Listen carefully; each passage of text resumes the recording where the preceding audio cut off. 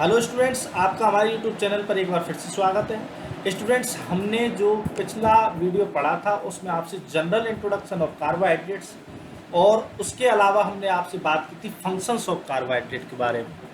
अब हम स्टूडेंट्स आपसे बात करते हैं किसके बारे में, क्लासिफिकेशन ऑफ कार्बोहाइड्रेट्स के बारे में।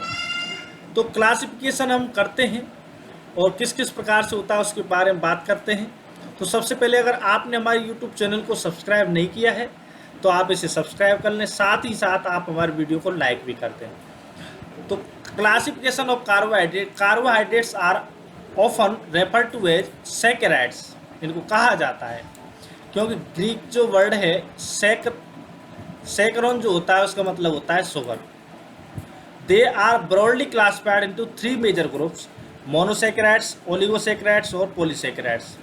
This categorization is based on number of sugar units. तो ये जो हम कर रहे हैं ये किसके आधार पर कर रहे हैं क्लासीफाई, कि कितनी शुगर की यूनिट्स हैं, उसी के आधार पर हम मोनोसैकेराइड, ओलिगोसैकेराइड या पॉलीसैकेराइड में इसको डिवाइड कर रहे हैं। तो मोनो और oligosaccharides are sweet to taste, crystalline in character and soluble in water, hence they are commonly known as sugars. तो मोनो और शुगर के ओलिगो वाले हैं वो स्वीट हैं टेस्ट में, क्रिस्टलाइन है करेक्टर में, वाटर में सोलूबल है, इस वजह से इनको कॉमनली शुगर कहा जाता है। अब अगर हम बात करते हैं मोनोसैकेराइड्स की, तो मोनो का मतलब होता है 1, तो Greek mono 1। Here are the simplest group of carbohydrate, तो सबसे छोटे ये हो गए हैं क्योंकि यूनिट जो है उनमें शुगर की 1 पाई जा रही है। Are often refer to a simple sugar, इनका दूसरा नाम है। They have the general formula CnH2O का वोल्टाइज N and they can not be further hydrolyse. इनको मतलब 1 यूनिट का मतलब ये है कि आप हाइड्रोलाइज करते हैं, फाइनल यूनिट हाइड्रोलाइज की जो होगी वो वाली। The monosaccharides are divided into different categories based on functional group and number of carbon atoms. तो कार्बन एटम्स की संख्या के आधार पर और फंक्शनल ग्रुप के आधार पर इन्हें भी कुछ हम कैटेगरीज में डिवाइड करते हैं, जैसे कि एल्डोज या कीटोज। तो एल्डोज कौन से होते हैं, when the functional group in monosaccharide is an aldehyde, ये वाला अगर उसके है तो they are known as aldose. Example हैं गिल्सर एल्डिहाइड और ग्लूकोज। तो ये ग्लूकोज जो होता है वो क्या होता है, एल्डोज होता है। तो आपसे एग्जाम में ये पूछा जा सकता है कि भाई साहब जो ग्लूकोज है वो कौन सी मोनोसैकेराइड है, तो आप बता देंगे कि भाई साहब वो एल्डोज है। गिल्सर एल्डिहाइड कौन सी है, तो एल्डोज है। फिर हम बात करते हैं कीटोज की बात करते हैं, तो when the functional group is a keto group they are refer to as ketose. तो डाईहाइड्रोक्सी एसीटोन और फ्रुक्टोज। तो कई बार क्या है, आप बात करते हैं कि भाई ग्लूकोज का फॉर्मूला है C6H12O6, लेकिन जो फ्रुक्टोज है उसका भी फॉर्मूला यही है। तो भाई साहब ये बात कैसे हो गई कि भाई साहब एक में ग्रुप जो होता है वो एल्डोज होता है, एल्डिहाइड होता है, और दूसरे में ग्रुप जो होता है वो कीटोन होता है, यानी कीटो ग्रुप होता है। ठीक है, तो इस वजह से फॉर्मूला सेम है लेकिन इनकी स्ट्रक्चर अलग अलग। तो ये फ्रुक्टोज है वो क्या हो गया है, कीटोज हो गया है। Based on the number of carbon atoms the monosaccharide are regarded. अगर हम कार्बन एटम्स की संख्या के आधार पर बात करते हैं तो ट्रायोज 3 कार्बन वाले, टेट्रोज 4 कार्बन वाले, पेंटोज 5 कार्बन वाले और हेक्सोज 6 कार्बन वाले एंड हेक्टोज 7 कार्बन वाले। These terms along with functional groups are used while naming monosaccharides.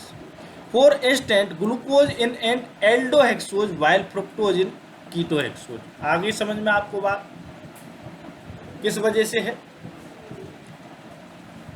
The common monosaccharide and disaccharides biological importance are given in the table 2.2. इसकी भी बात करेंगे हम, टेबल की भी बाद में, पहले पढ़ लेते हैं इनकी थ्योरी को। ओलिगोसैकेराइड्स, ओलिगोसैकेराइड ग्रीक ओलिगो का मतलब है फ्यू, कंटेन 2 to 10 मोनोसैकेराइड्स। तो मोनोसैकेराइड अगर 2 से 10 मोनोसैकेराइड्स अगर यूनिट आपन में जुड़ती हैं, 2 की जुड़े, 3 की जुड़े, 4 की जुड़े, 5 की जुड़े, यानी 10 की संख्या तक जुड़ते हैं यूनिट्स, तो वो कहलाते हैं ओलिगोसैकेराइड। आगे बात समझ में, चलिए liberated on hydrolysis based on the number of monosaccharide units present. The oligosaccharides are further subdivided in disaccharides and trisaccharides. ठीक है, तो जैसी संख्या है उसके आधार पर ये डाई ट्राई ऐसे इस प्रकार से इनको भी डिवाइड किया जाता है। अब आगे हम बात करते हैं पॉलीसेक्राइड्स। तो पॉलीसेक्राइड्स ग्रीक वर्ड पॉली का मतलब होता है मीन मैनी। तो are polymers of monosaccharides units with high molecular weight up to million. यहाँ पर कोई संख्या नहीं है, 10 से ऊपर कितने भी हो सकते हैं। तो वो क्या है, तो जो अगर 10 से अधिक मोनोसेक्राइड यूनिट्स आपस में जुड़ती हैं तो वो भाई साहब आपसे क्या कहलाएंगे, पॉलीसेक्राइड्स कहेंगे। They are usually tasteless. पहले हमने क्या बात की थी कि जो मोनो और ओलिगो हैं वो कैसे हैं, टेस्ट में स्वीट हैं, क्रिस्टलाइन नेचर में हैं, ठीक है, और उनको वाटर में सोलूबल कहा था। लेकिन अब देखिए यहाँ पर क्या बात आ रही, दे आर यूजुअली टेस्टलेस यानी non sugars, form colloids, crystalline colloids with water, water में सोलूबल नहीं होते, कोलोइड्स बना देते हैं।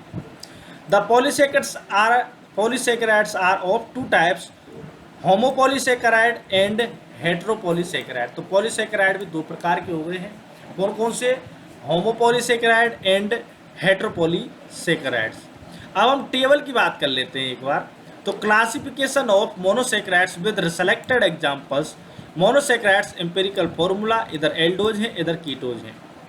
अगर ट्रायोज की बात करते हैं C3H6O3 तो वो कहलाएंगे किल्सरेल्डिहाइड, अगर वो एल्डोज हैं तो कीटोज है तो डाईहाइड्रोक्सी एसीटोन। टेट्रोज की बात करते हैं तो वो एल्डोज में इथ्रोज कहलाएंगे और इथ्रूलोज कहलाएंगे कीटोज में। पेंटोजिज जो होते हैं वो राइबोज और राइबुलोज। हेक्सोजिज की बात करते हैं तो वो ग्लूकोज कहलाएंगे और कीटोज में फ्रुक्टोज कहलाएंगे। यानी कि कीटो ग्रुप वाली सेम वही जो आपका मॉलिक्यूल का एम्पिरिकल फॉर्मूला है, मतलब फॉर्मूला तो यही है, लेकिन एक इथ्रोज कहलाता है एक इथ्रूलोज कहलाता है, क्योंकि वो एल्डोज है और दूसरा वाला क्या है, कीटोज है।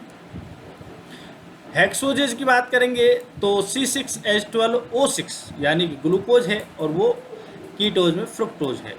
हेप्टोजेज में बात करेंगे C7H12O7 है, ये ग्लूकोहेप्टोज है, ये सीडोहेप्टुलोज है। आगे बात समझ में। तो ये इस प्रकार से ये इनका नेम होते हैं और एक एल्डोज होता है एक कीटोज होता है। तो ये हमने आपसे बात की है कि पॉलीसेकेराइड्स जो हैं वो किस किस प्रकार से क्लासिफाई किए जाते हैं, ठीक है। तो ये हमने बात कर ली है। आगे जो हम बात करेंगे वो आपसे जो इनके एस्पेक्ट्स हैं उनके बारे में बात करेंगे। तो अगर आपने स्टूडेंट्स अभी तक हमारे चैनल को सब्सक्राइब नहीं किया है तो इसे सब्सक्राइब कर लें, वीडियो को लाइक करें, कमेंट करें और शेयर करें। धन्यवाद। अगली वीडियो में हम मिलते हैं।